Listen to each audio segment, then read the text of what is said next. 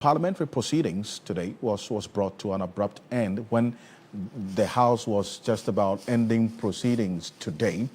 The first Deputy Speaker, Bernard Ahiafo, who presided over the business of the House today, ordered the Marshal of Parliament to remove the Member of Parliament for the Fidiase Asokore constituency, Dr. Nanaya Ayuwe, from the floor of Parliament over a statement on the Ghana Registered Nurses and Midwives Association strike. Now, that led to chaotic scenes as the minority MPs refused to have the MP removed. Take a look. I rise to second the motion. Yes, I rise to second the motion. In doing so, Mr. Speaker, I make this statement. Honorable Afriye, if you don't take time, I will send you out of the House. I'm not worried about that. Why are you taking liberty for nonsense? About that. It's an issue of urgent public importance.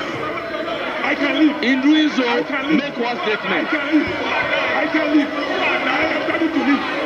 I am ready to leave. What do you mean by in doing so, make one statement? I am ready to leave. You can send me out. I'm ready to leave.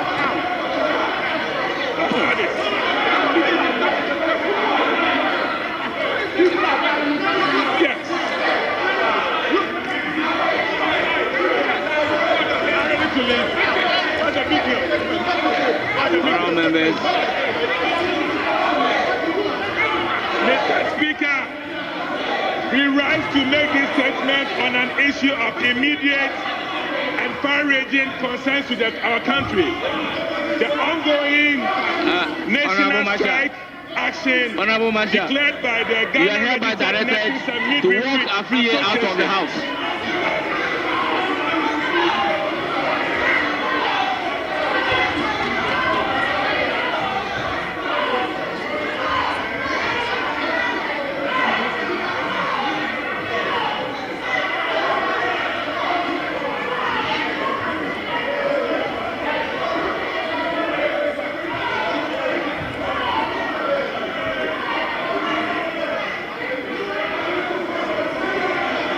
What is that?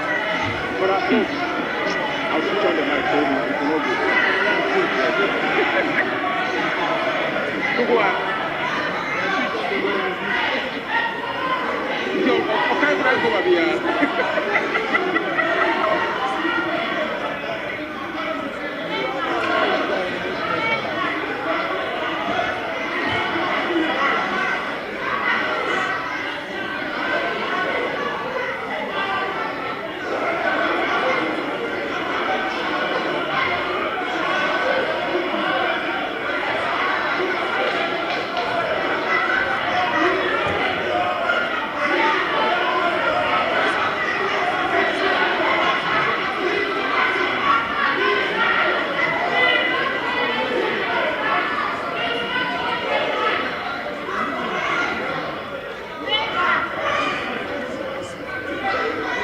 Members,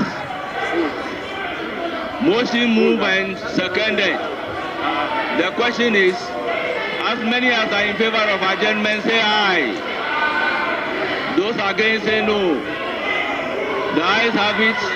The House is adjourned to tomorrow, Wednesday, 11 June 2025 at 2 p.m.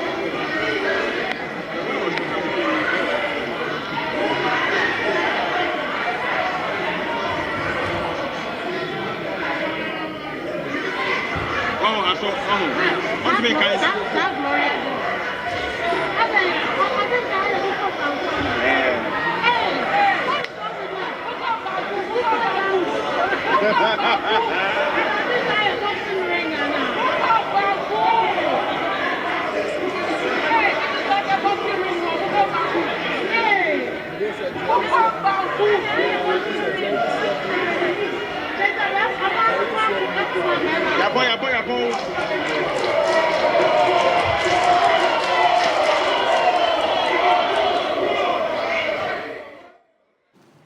Well, that's the chaos you saw there happening in Parliament, and A number of you have been reacting to this on our various social media handles, but this is why I bring in Professor David Abdulai, is the Executive Director of the African Parliamentary Network, and then also the CEO and President of the African Graduate School of Management and Leadership.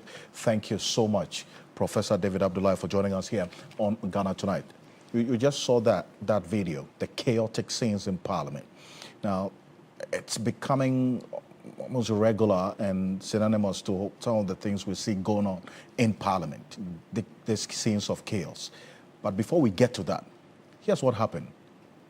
Prof, the Speaker, First Deputy Speaker, who was presiding over the business of the House today, adjourned sittings to tomorrow. In the process of doing that, the Honorable Ayuefriye, who sought to make a statement of urgency about this Registered Nurses and Midwives Association strike, then decided to go ahead to do it because the Speaker had acknowledged that the statement had gotten to him late when he was just about adjourning sittings, and so that could not be admitted.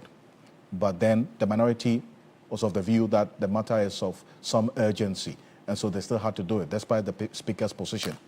I mean, could anything else have been done differently? I think the First Deputy Speaker should have allowed the MP to speak. By their own standing orders, you can make that kind of emergency interjection. So I think if he had allowed that, but probably say, okay, make it brief, maybe because there are other businesses they need to discuss, I think that would have been a right move. That is where the flexibility comes in, and that is where, probably that maturity I talk about should come in. You say, okay, we have exhausted the business of the day, but please make it brief. Now, if he's not making it brief and he's elongating it, then you can tell him that, Honorable Speaker, you are out of line, and then probably intercede and stop it. No one will say you didn't give the person an opportunity. But I think, like I said, at the end of the day, rules are meant to guide us. It's not to control us.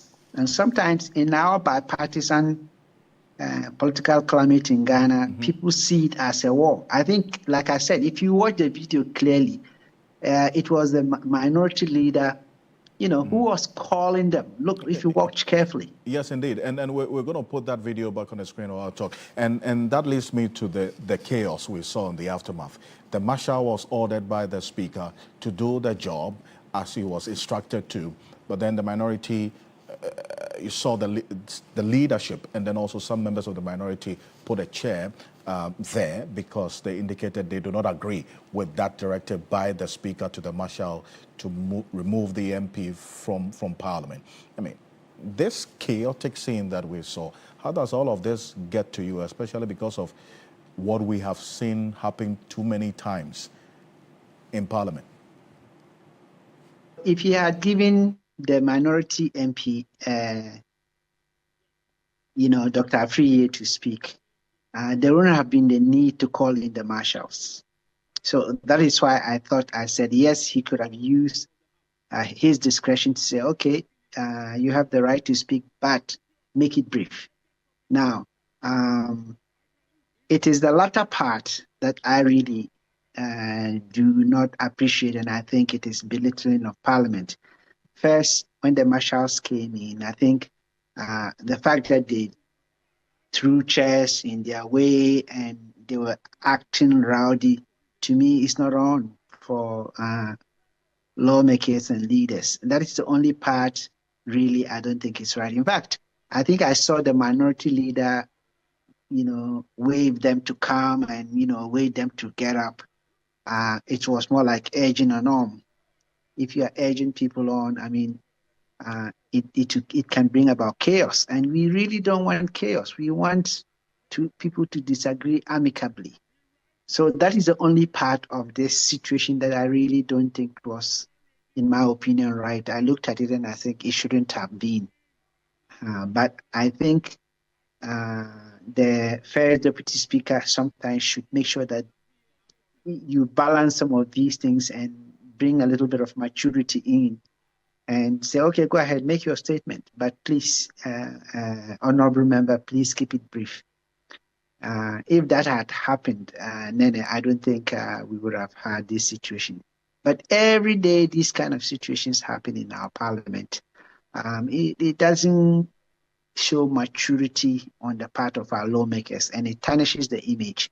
And for me, at a certain stage in life, there are some things you don't even do, even if you are not in parliament or outside of parliament. Sometimes you don't have to be right all the time.